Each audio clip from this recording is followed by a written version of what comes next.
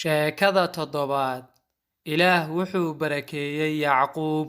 Markay wiilashii waaweynaadeen, Ribeeka waxay jeclayd wiilkeeda Yacquub, laakiin Isaaq wuxuu jeclaa wiilkiisa weyn ee Ciisow. Yacquub wuxuu jeclaa inuu guriga joogo mar kasto, laakiin Ciisow wuxuu jeclaa inuu ugaarsi tago. Maalin ayuu Ciisow yimid guriga, isagoo gaajoonaya oo ka soo daalay ugaarsigii. Wuxuuna weydiistay Yacquub inuu wax ka siiyo raashin uu karsaday, laakiin Yacquub wuxuu ugu jawaabay, ii ballanqaad inaad iga iibsanayso curadnimadaada oo wax kasta oo aad ku hesho curadnimada oo ah dhaxalka aad aniga i siinayso. Kadib Ciisow wuxuu ku yidhi, maxay tahay dhaxal qaadashada aad ka hadlayso? Geeri baan ku dhowahay gaajo awgeed. Kadib Ciisow wuu ka oggolaaday.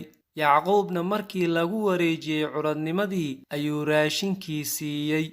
Isaaq wuxuu rabay inuu barakadiisa siiyo Ciisow, laakiin inta uu siinin ayaa Ribeeka iyo Yacquub khiyaameeyey isaga. Yacquub ayaa iska soo dhigay Ciisow oo soo xirtay dharkii Ciisow iyo maqaar duf leh uu iska saaray luqunta iyo gacmaha, maadaama Ciisow uu ahaa qof timo badan. Isaaqna wuxuu ahaa qof waayeel ah oo waxba ka arkayn indhaha. Yacquub ayaa u yimid aabbihiis Isxaaq kuna yidhi, waxaan ahay Ciisow, waxaan kuugu imid inaad ducadaada i siiso.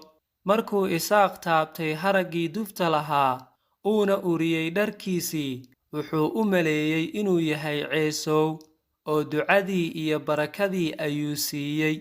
Ciisowna aad ayuu u nacay Yacquub, maxaa yeelay Yacquub wuxuu ka qaatay barakadii aabbihiis, waayo isaga ayaa ka weynaa oo kaga xaqsanaa barakada.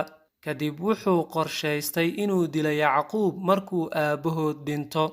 Laakiin Ribeeka ayaa maqashay qorshaha uu Ciisow rabo inuu ku dilo Yacquub. Kadib iyada iyo Isaaq waxay go'aansadeen inay Yacquub u diraan qaraabadooda si uu ula noolaado. Yacquub wuxuu la noolaa qaraabada hooyadiis muddo aad u dheer. Intuu halkaas ku noolaa, wuu guursaday, wuxuuna dhalay 12 wiil. Ilaah wuxuu ka dhigay isaga nin aad taajir u ah. Markuu Yacquub ka maqnaa waddankiisii Kanaan muddo 20 sano ah, ayuu ku soo laabtay gurigoodii, isagoo wata qoyskiisii, shaqaalihiisii, iyo dhammaan xoolihiisii oo dhan. Yacquub aad ayuu u cabsanayay markuu dhexda ku soo jiray safarkiisii, oo wuxuu moodayay in weli Ciisow rabo inuu dilo isaga. Markaas ayuu Ciisow siiyey xoolo fara badan si hadiyad ahaan ah. Shaqaalihii Yacquub ayaa markay xoolaha u keeneen ku yidhi Ciisow, xoolaha waa hadiyad ka timid adeegaha Yacquub, mar dhowna wuu imaanayaa.